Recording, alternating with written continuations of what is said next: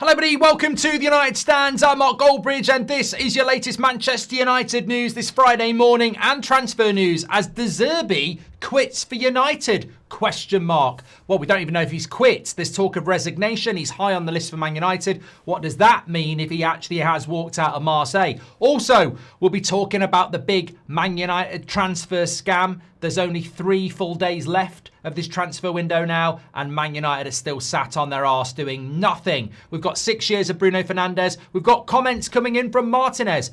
And on top of that, Malacia, what's happening with him in the next few days. So quite a lot to get into, plus anything you want to discuss as well. Remember, we've got the press conference for you coming up at 1:30 with Carrick. I've got an 8 o'clock show for you. And if you're interested in driving with Goldbridge, that's about to drop at 10:45. So you can literally go and watch that new episode straight after this. But let's go. Manchester United. I want to start off with this, actually. You might be thinking about protests. You might be one of those fans that are ignoring it because you're a Glazerite, but we're not going to ignore it here. The scam is real. And this is topical. You won't get it in any newspapers. You won't get it from any ex-players. And you certainly won't get it from certain content creators who are Glazerites. But you will get it here. The scam is nearly complete. We have 3 days left of this transfer window. And Man United, the Glazers, Sir Jim Ratcliffe have almost completed their plan, which to me would be shocking if we didn't put up with it all the time. They're actually going to hit the end of this transfer window with no additions at all, which is absolutely incredible. But it just indicates that this ownership can do whatever the hell it likes to this football club and nobody will do anything about it. So protest on Sunday, fantastic. Hopefully it can be the start of something. But you do fear with this fan base it probably won't be, because there actually are people out there sat smiling and pretending everything's okay because we've won a couple of games. We've done this so many times. Ole Gunnar Solskjaer won 8 in a row. We're a load of shit. We need to keep the pressure on the ownership in some way, shape or form, because it's an absolute joke that they've managed to con the fans again with spin and lies and bullshit to work their way through a transfer window and do absolutely nothing is incredible. Incredible. And the only reason they're not doing anything is because they're rubbish at their job, but also because everybody else is not having a good season. If Liverpool had done what they should have done and Newcastle had played to their potential, we'd probably be 7th. And there'd be uproar about not doing anything. But because 4th place has landed in our lap, everyone's going, well, it's fine.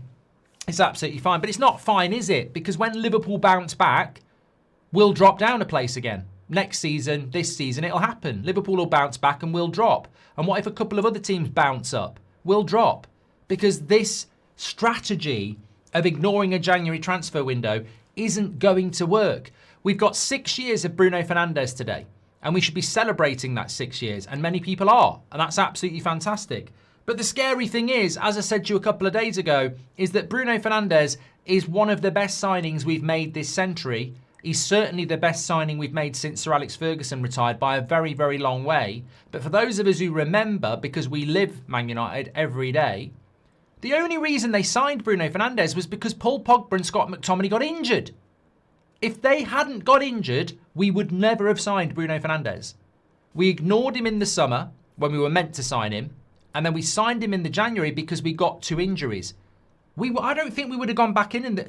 We didn't go for him the summer before, and I don't think we'd have gone for him the summer after. And even if we had, I think there'd have been a lot more competition. The reality is, Bruno Fernandes is our best signing in the last decade, and we only signed him in January because we had injuries. If we didn't have the injuries, we wouldn't have done it, and we may never have signed Bruno. So when the club are there today putting out their posts about, oh, Bruno this, Bruno that, Bruno that, bullshit.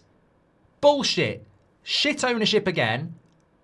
With no structure, no strategy. Just living on vibes. Living on moments. Living on luck, basically. Because we weren't going to do that deal. But look, we were doing the United Stand then. You can go back and watch the videos.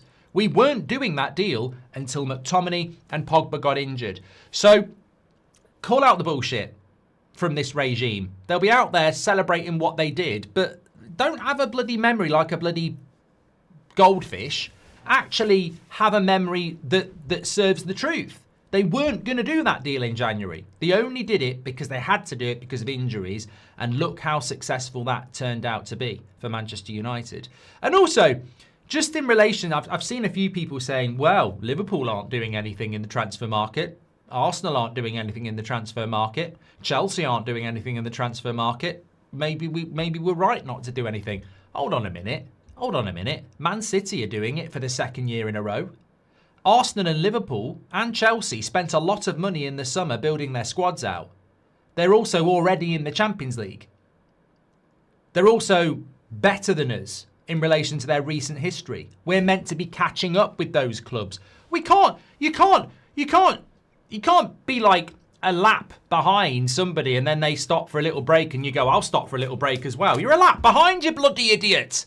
Well, they're having a rest, so I will. We can't judge ourselves on the terms of Arsenal and Liverpool and Chelsea when they're consistently better than us year in, year out and had a better summer. I don't remember Liverpool or Chelsea or Man City neglecting their midfield any time in the last few transfer windows when they've needed to act. They've both, in fact, all three of those clubs, they might have problems elsewhere, but they're stacked in the midfield. We didn't sign a midfielder for our new manager last summer. That's an IOU. You might want a left back. You might want a left winger. I'd say, well, look, is it an essential thing to do in January? Probably not. It's a nice to have. I'm sure Man City would do it. In fact, they just have done it with Semenyo. But for Man United, the midfield wasn't strengthened in the summer, which was an absolute necessity, and they've not done it again. And look, I think it's worth mentioning because a lot of people in our fan base are, to be honest with you, strange. They're strange. They shout about one thing and then we have a couple of results and they completely forget about it. Like, it is an absolute joke. And I, for one, am not going to be one of those prats who just forgets that we were meant to actually be active in this window. We were meant to be ambitious. We were meant to go and get a midfielder. And we've actually sat there and gone, nah, we don't want one. We'll wait till the summer. I think it's disgusting. And it's why this football club doesn't win Premier League titles. It's why we don't regularly qualify for the Champions League. It's why 5 times out of the last 12 seasons, it's why we've only qualified for the Champions League 5 times out of the last 12 years. So you can celebrate your wins against Man City and Arsenal, but we don't qualify for the Champions League 50% of the time in the last 10 years. We don't compete for titles. And it's because of months like this where they basically sack a manager and spin out the interim. I mean, who bloody interviews for an interim for 2 weeks? All part of the master plan to not spend money. They'll be like this. They'll be like kids on waiting for Christmas. Wilcox and Barada and Sir Jim. Only got to get to Monday, 7 o'clock and we've done it. Absolutely fantastic. Let's line up Ornstein for another story about a player that we won't sign. Anyway, we're going to talk about Zerbi next. I've got a few comments here. Zizou has gifted 5 memberships. Thank you very much. You're a legend, pal. Daniel Thompson says, I hope you're well, Mark, and the United stand. It's ridiculous. Man United haven't done business this window when we're desperate for signings. It's shameful from the disgraceful ownership. Need them out. Looking forward to driving with Goldbridge. Thank you, Daniel. Well, of course, there is protests on Sunday. What people need to do is understand that we are not protesting against beating Arsenal and Man City. It's a protest against the ownership and the years and years of bad decisions. Is De Zerbi a good idea or not, says Ray. We're about to talk about that. And James Rhodes says we need to apologise to Wilcox because of his signings. No mentions of protests either, Glazer writes. I don't actually know who that is. If that's someone in the chat, I don't know who it is, but we don't need to apologise to Wilcox. Absolute bullshit. Jason Wilcox isn't exclusively responsible for signings.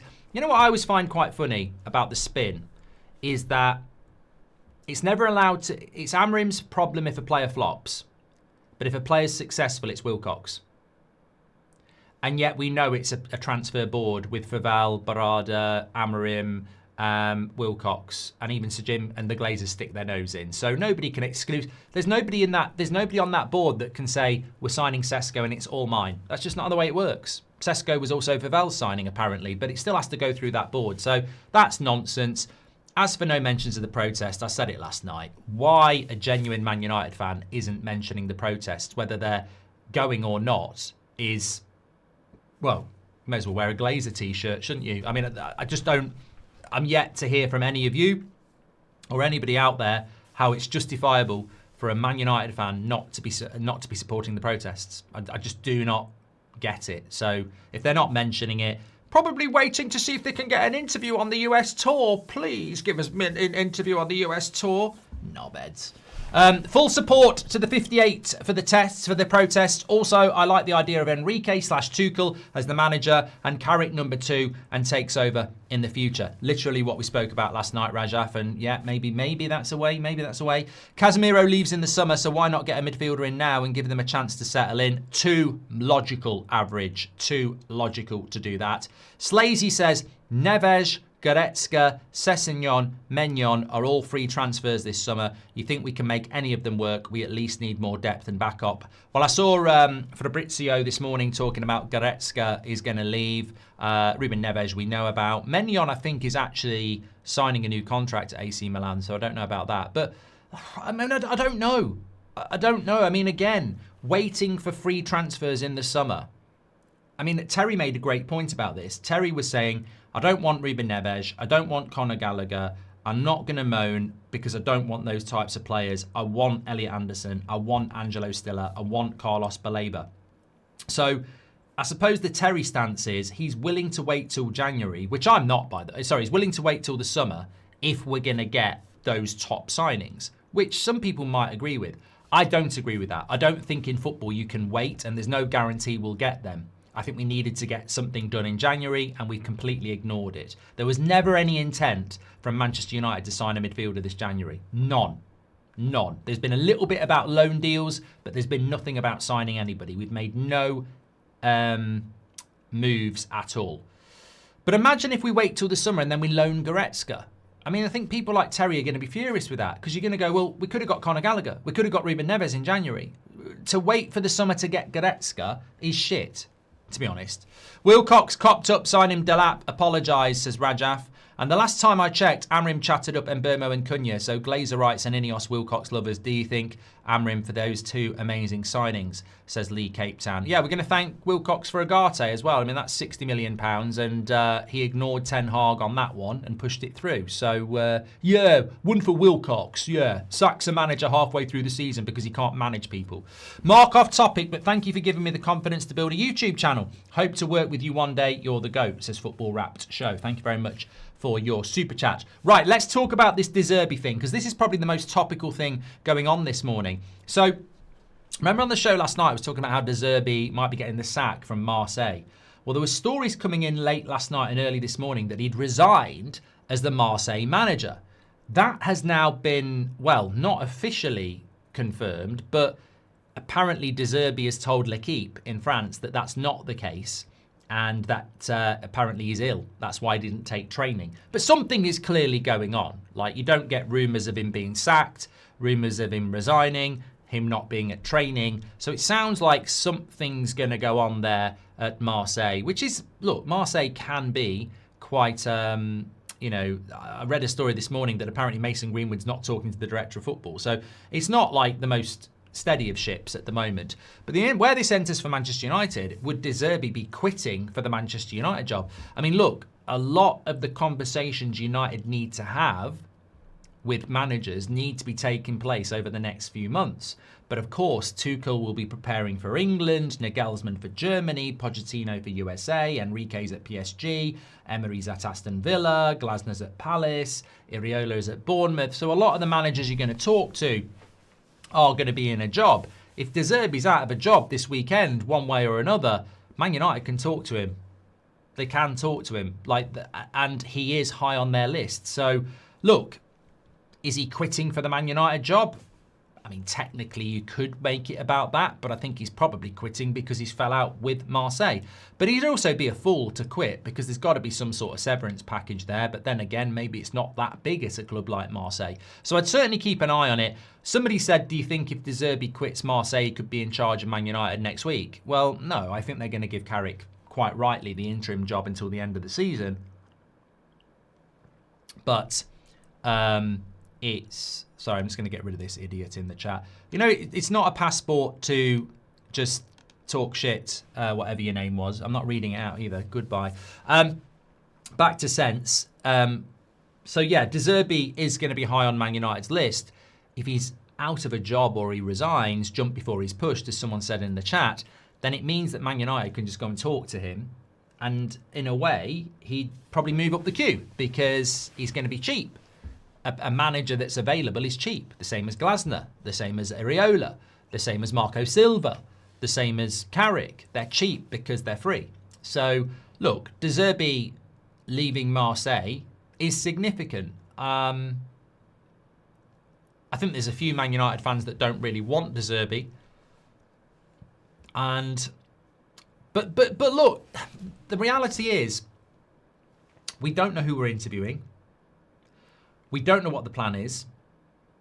And I'd very much suspect the board don't know either. I mean, we've just spent 10 minutes talking about the lack of transfer activity in January because they've walked into the January window with no plans. That's who's running our football club. We didn't sign a midfielder in the summer, and every single Man United fan, and certainly on this community, from the end of August to the start of January, we were talking about midfielders, who we were going to sign, why we needed to sign a midfielder, as fans. The actual people in charge did nothing. They just rang up David Ornstein and Romano and went, Anderson and Baleba and Wharton in the summer. Yeah. What about January? Wharton in the summer. No, I didn't say anything about January. Wharton, not January. And that's all they've done. Whereas we've all been going, surely we're going to do something in the January transfer window. So the cold, harsh truth is, we don't know what we're doing as a football club. And I don't think they know what they're doing about a manager either. I think they're probably hoping for a Carrick miracle so they can go, that's easy. They're the sort of ownership that make easy decisions, not good decisions. They're the sort of ownership that make rash decisions, not structured decisions. So if Carrick wins a load of games and the fans are singing about Carrick, they'll go, well, let's give it to Carrick, because if it goes wrong, we can blame the fans like we did with Ollie. So that's what they'll be doing. There's no way they're going to go around interviewing Tuchel, Enrique, Ancelotti. They won't do that. But if De Zerbi walks or is sacked, they will interview him because he's free. So, look, do I want De Zerbi to get the Man United job? I didn't want him to get the job when we were looking to sack Ten Hag.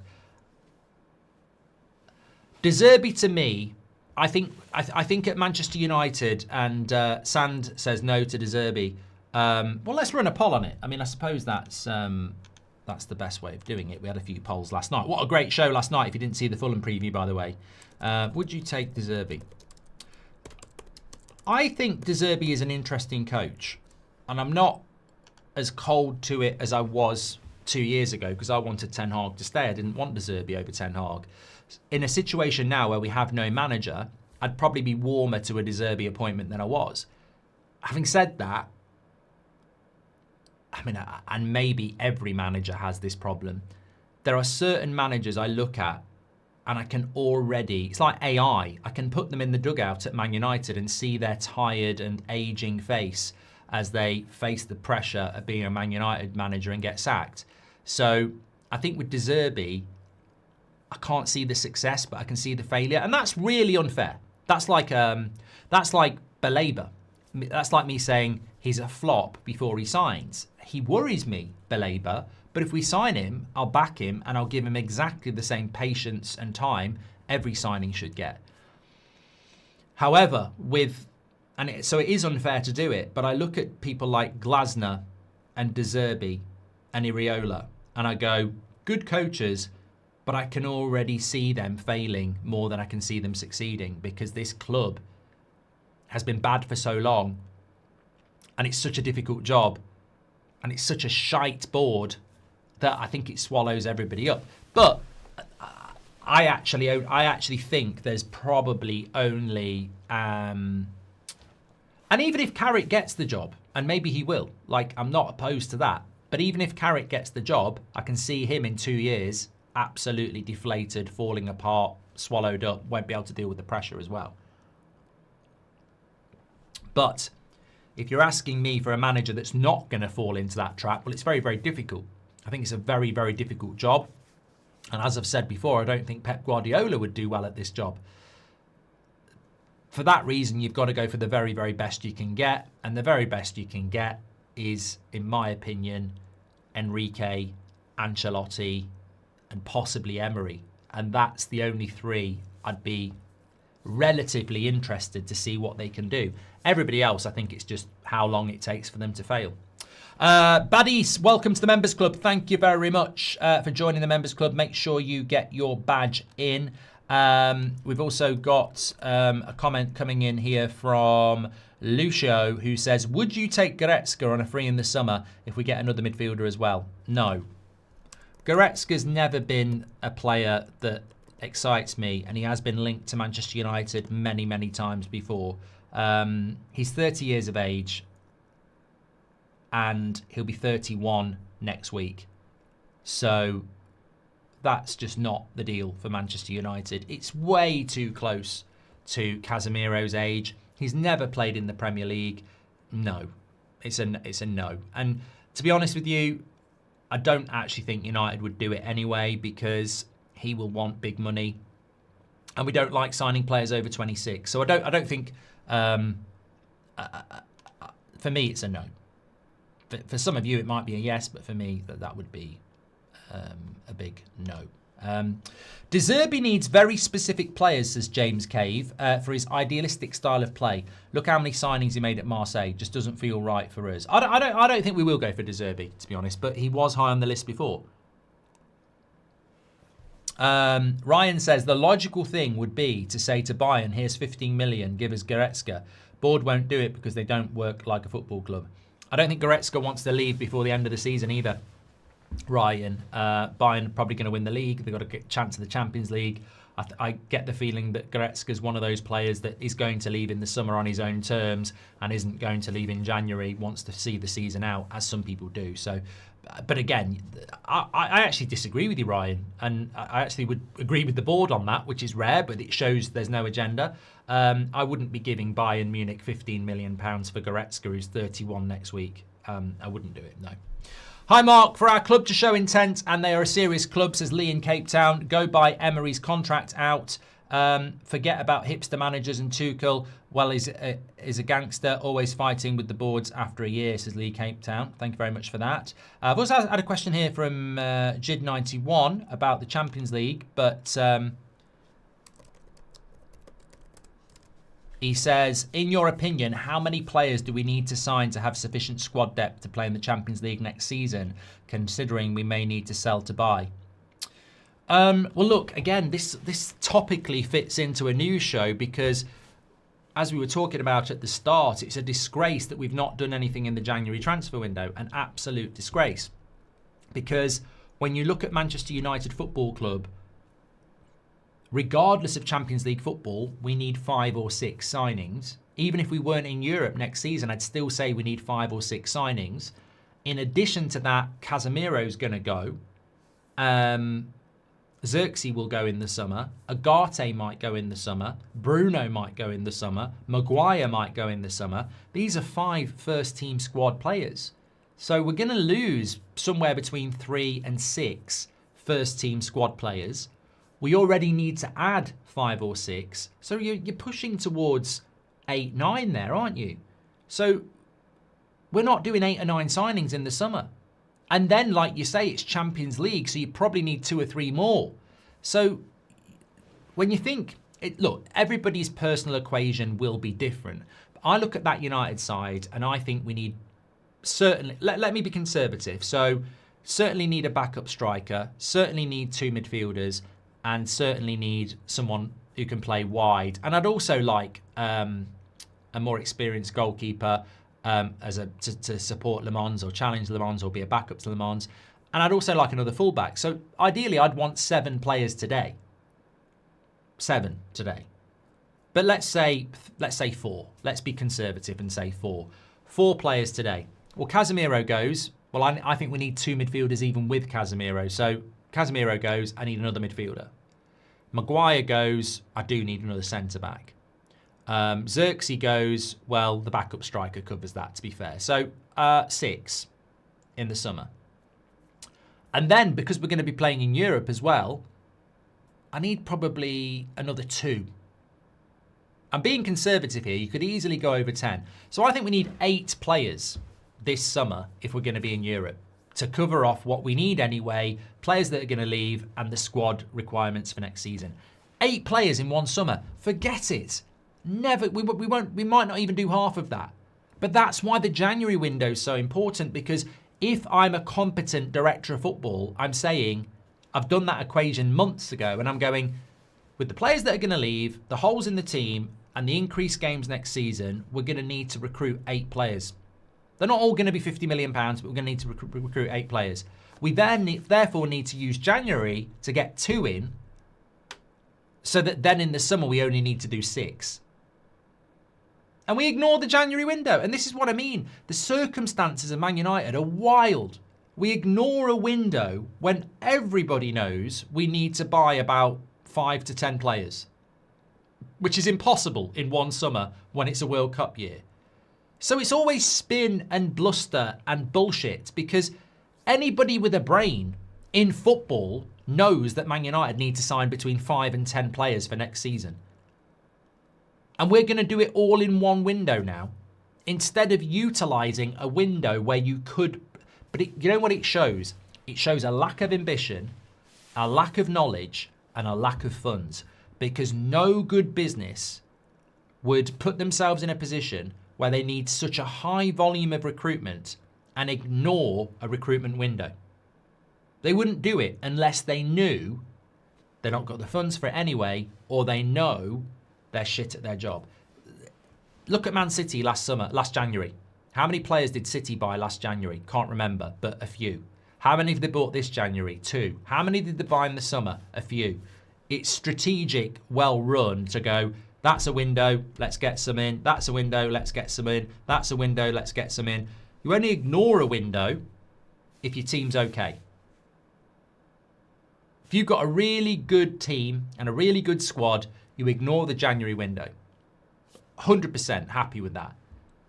But who's ever in that position? Arne Slot's just said this morning that they might make a move for a right back because Frimpong's injured.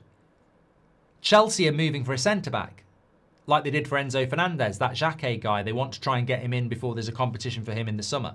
So big clubs, ambitious clubs, are always ready to do stuff when it's needed to be done. United sit there and go, no, we don't like to do anything in January.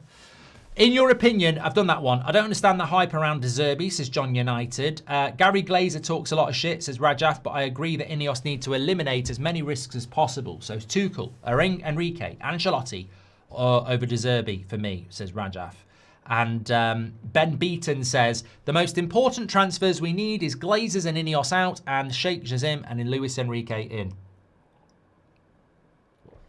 You know what, Ben? I probably have mentioned this a couple of years ago, but if we had been recruited or purchased by Qatar, we probably would be able to get Luis Enrique very, very easily, considering PSG and their Qatar connections. Amorim really let us all believe Cobby wasn't the guy. Yeah, we're not going back to bloody Amorim, mate. Grow up. We've got a protest on Sunday. We're talking about a transfer window that closes on Monday, and you want to go and talk about Mainoo and Amorim. Get back into December, bro. The most important transfers, we have done that one. Okay, let me move here. MD agrees pro contract with Arsenal. United should have got him, says Rajaf. MD? MD? Who's MD? MD. Anyone in the chat? MD agrees pro contract with Arsenal. United should have got him. MD. I'm waiting for the chat. Max Dowman. He's an Arsenal player, mate. That's a rubbish comment. You're normally quite good. Zerbi equals Conte Jr. Good in league, bad in Europe. Vitek, done, good on loan. Edison news, any truth in it? Need Premier League proven. Would bring Ndia winger, says Seb. A lot of answers in there. Ndia at Everton, I don't think there's any truth in it. And Edison, I haven't heard anything about Edison for quite a while. Vitek doing well on loan is good. And look, De Zerbi will be considered, I think. Paul says, I've loved the channel for years. Any plans for a weekly or monthly segment on Man United's youth team, players coming through? No. Well, it's like people when they say any plans on the women's team? No. Any plans on the youth team? No. It doesn't mean that there won't be, but me personally, I haven't got the time for that. I think, look, we probably could do something on it and get somebody in to do it. It's a good idea. You could do the same with the women's as well. Probably a good idea. But I'm not going to do it. I just haven't got the time. And also, I think when it comes to the youth, look, you hear of names like Greenwood, you hear of names like Lacey, and to be fair, they come through and they look very, very good. But you also hear of other names that never make it. You also hear of United buying a 16-year-old who's the best player in the world, and you never hear of them again. So I think with young players, I'm more than happy to leave it to our youth setup. And when they train with the first team, I'll trust the first team manager. I think there's no, I don't really, I think it's great when we win the FA Youth Cup because of the history of it. And look, hopefully loads of these young players are going to end up being Man United players. But the difference between youth football and first team football is huge. And until they make that step, it's all just speculation anyway. But some people get really excited about it and go, oh, we've got this player, he's going to be amazing. And hopefully they will be. But until they start training with the first team, I think really that's the point where you can start to get excited. I mean, I remember Ryan Giggs starting for United, making his debut, and Beckham and all that lot. And it's only then where you really start to go, right, what we got here. We don't need 8 players, we need a miracle, says Love Hate Games. Thank you very much for that. Who can you get that will accept that we will ignore half of the transfer windows available? Coaches always want reinforcements, says Patrick. Well, a puppet, basically. And you make a very good point. If you're going to be the next Manchester United manager, I mean, look, I've got no sympathy for the next Man United manager, really, because you are walking into this with your eyes wide open. So I think maybe if you were Jose, you could go, well, I didn't know this was going to happen. But there's no manager that's going to take this job now that can go, I didn't know that was going to happen.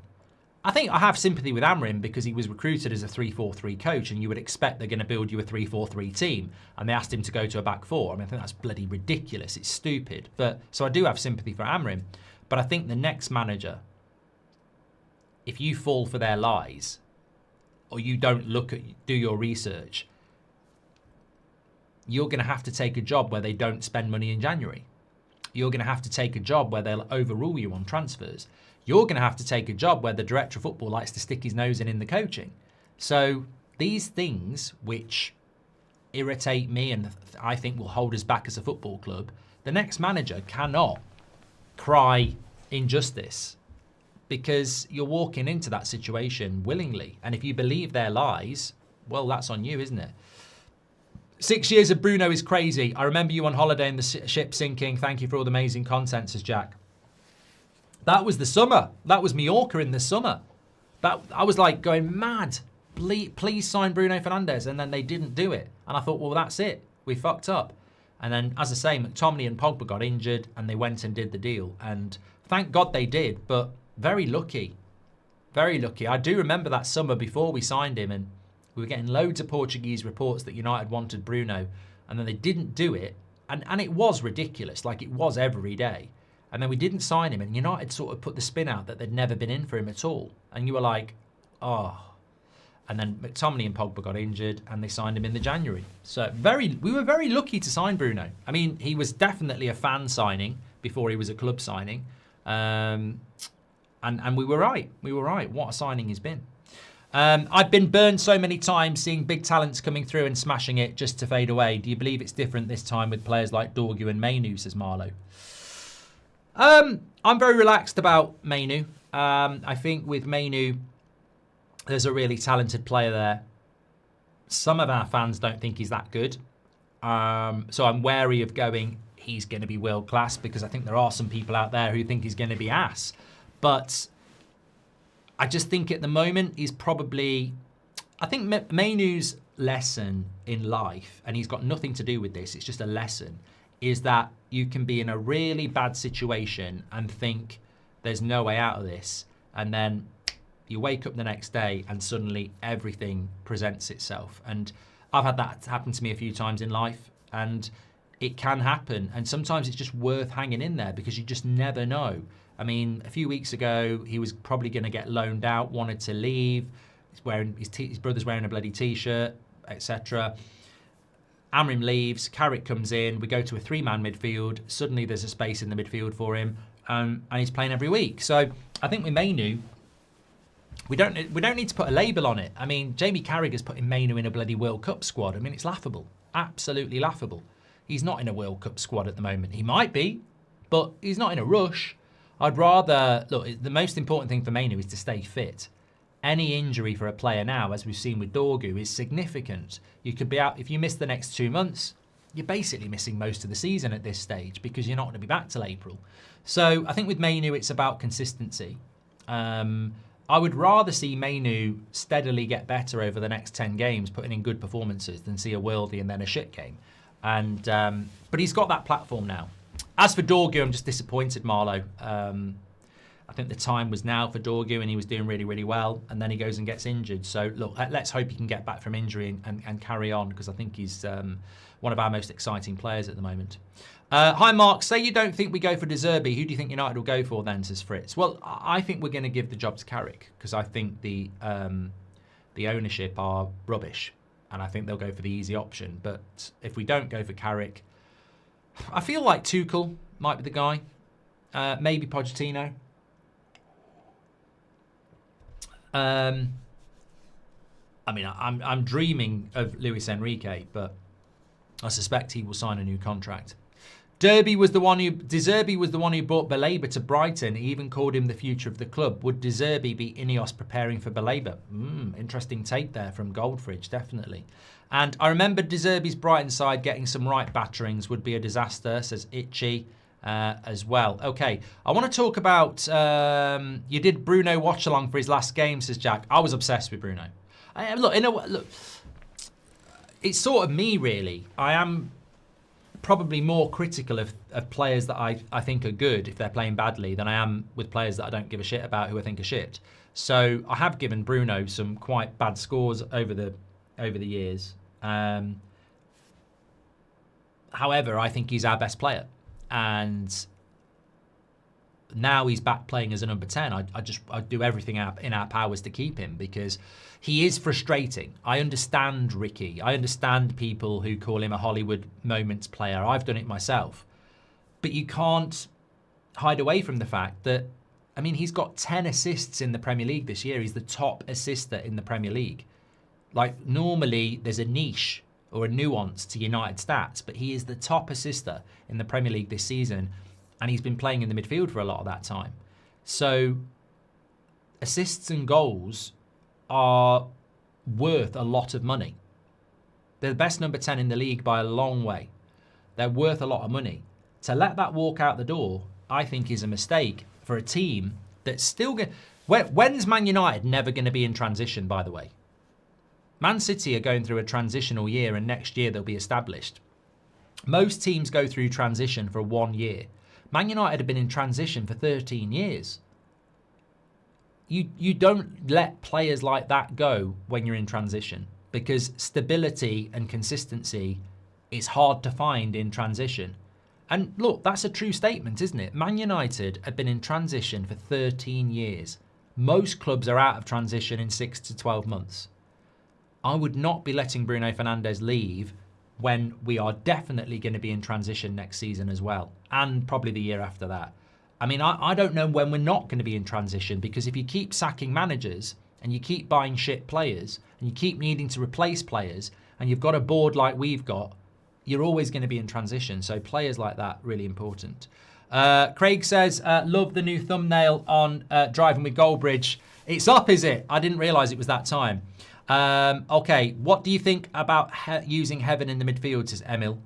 And good day, Mark. You missed my super chats, says Marlo. I didn't. I read it. I think you're just getting ahead of yourself. I don't miss super chats on a morning show. I just go back and read them. I wanted to just cover off Martinez's comments about Carrick as well. Let me read these for you. So, Michael Carrick, Martinez talking about Carrick. He said, the difference Carrick has made in a short time for me, I'll say I'm really impressed with him. His body language, energy, communication, the way he trusts the players, the way he talks and connects with everyone, it's unbelievable. The staff as well are very close to the players. He says, I think if you play for this club, it's because you have something. You need people who understand your quality. And I think Carrick is doing that. He's getting the best out of everybody, not just the players, but the staff. The standard, the structure and demands are really important. And for me, when you touch my heart, I will give you everything. And he touched it already. And you can see that on the pitch, we give everything. Well, look, that's a very nice statement. But I suppose I would probably just pick up on that last bit and say, were you not giving everything before Carrick then? Were you not giving everything for Ten Hag? Because, look, a new manager comes in, the lights go on, you get the bounce, that's great. But I always do think, and I remember saying this when it happened with Ollie, we went and won 8 games, Pogba and co were all playing really well, Ollie's at the wheel, and I did think at the time, well, that's great, isn't it? But are you not exposing yourselves a little bit that for 4 months under Mourinho, one of the greatest managers that's ever been, you were absolutely shit. And then Ollie comes in and you're all at it again. Does that not fit into the light switch? Because I want United players that give everything every week because the fans turn up every bloody week. But look, Martinez, I think, is one of those players that does anyway. So, but certainly other players I don't think do. So yeah, look, positive stuff there. I think there was something else as well. Yeah, look, all very positive. 2 fantastic results. We've just got to, we've got to do it every week. I mean, I'm tired of talking about inconsistency. I'm tired of talking about our inability to break a low block. I was watching the overlap with Roy Keane, and I think he was saying the similar sort of thing, that they've got to be able to do it every week. So I wouldn't get carried away that you've beaten Man City and Arsenal, because every manager that's been here, from Van Gaal to Amorim, from Jose to Ollie to Ten Hag, they all had these results. I think every single one of them beat Man City at least once. So we've done these types of results. I mean, bloody hell, Amorim won at Anfield. Like, how many years have we won at Anfield? So it's that consistency. Words mean nothing. Results mean everything now. And as I said in the preview last night, when you look at this season, and I did Premier League predictions with Robbie this morning. Check it out on That's Football. And we were talking about the Fulham game. And he was saying, are you not worried about a United draw? And I said, well, I understand every United fan that is worried about a draw. But when you look at this season, and it is so scary. Let me just get this up. I think it works with a visual really, really well. Take that and party. So yeah, look, we've got, what have we got? What do we got?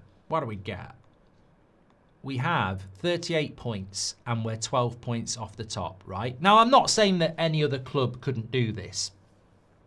However, and as I said last night, I'm not going to include Everton, because I think Everton, even with 10 men, they deserve to beat us. We should have beat Everton, but I'm talking about the context of the game that I watched. Everton deserved to beat us. Brentford deserved to beat us, even though we shouldn't be losing those games. However, Burnley under Fletcher, that should have been 2 more points. Yeah. Leeds under Amorim, that should have been 2 more points when you think about the chances that Sesko had. Bournemouth definitely should have been 2 more points. West Ham should have been 2 more points. Let's say one of Forest and Spurs should have been two more points, even though both should have been. And Fulham away should have been. So that's 12, being conservative again. You had 12 points on. We're top of the bloody league. And every one of those games I've said, we should have won. like the way the game went, we should have won. We missed chances. We defended badly. Obviously, you get what you get. But we should have won those games. So when I'm looking at United and I'm looking at consistency and I'm looking at Fulham, we've got to turn that corner at some point. We've got to. Like, we're not...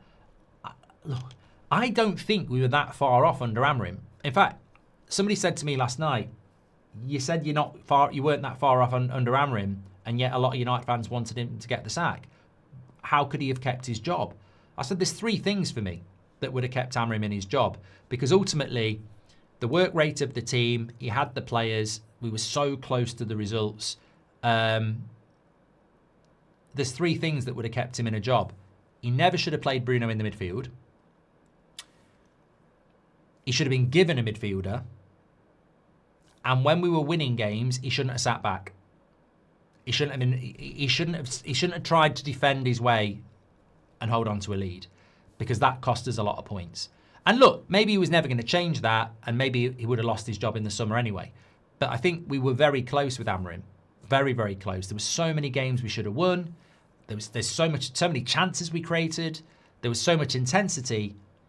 And if Michael Carrick can just say, when we're winning, let's not sit back, we'll win more games. We'll win more games. And we literally did it last week against Arsenal. When it got to 2-2, I think Amorim would have sat back and Arsenal probably would have won it. But when it got to 2-2, we actually still tried to attack. What about the part of getting best out of players, says Class of 99. What does that mean? Oh, are we talking about Amorim again? Well, what do you mean about getting the best out of players? So we didn't get the best out of the players, even though we were in the top 3 for chances created, XG, shots in the box.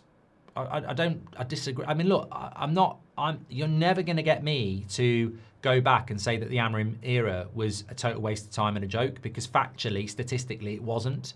And as I just said then, all of those results we were talking about, we literally should have won all those games. I just think he was a little bit too defensive when we were winning games, and we were a bit wasteful with the chances we created. Otherwise, we'd be a lot higher up in the league.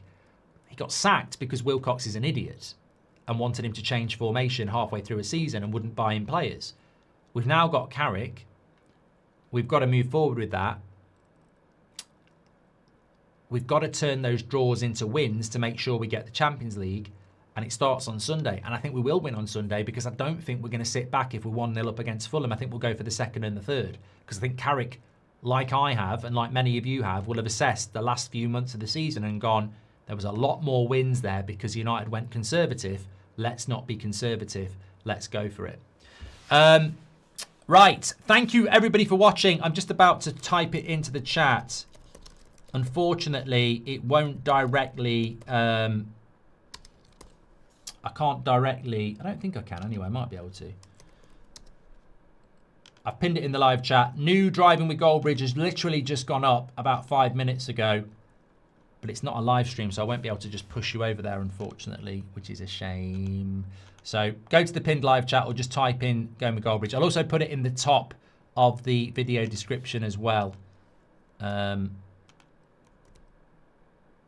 No, I know what I should have done. I should have done it as a bloody premiere. That's what I did last week for the Cooking with Goldbridge. Anyway.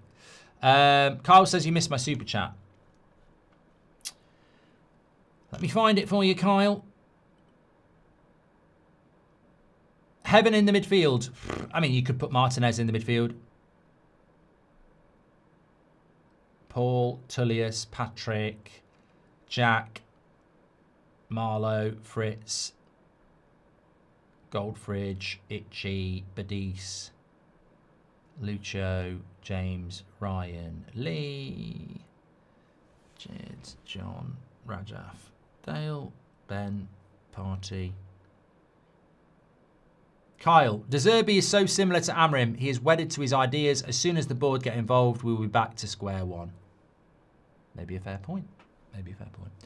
Right, go and check out Driving with Goldbridge. Please do support it. Cooking with Goldbridge was back last Friday. Driving with Goldbridge is back this week. They're going to go head-to-head very soon because I'm going to do a series of one and bin the other one off after a little bit later in the year. But for now, you get the joy of both. Check it out. Thanks everyone for watching. Beth's back with press conference at 1:30. I've got a new video style coming up on this channel for about 5 o'clock as well. So make sure you're subscribed. That will be going out at 5, something a little bit different. And I will speak to you all in a bit. 79% of you don't want De Zerbi. Take care. Check out Driving with Goldbridge. I'll speak to you in a bit.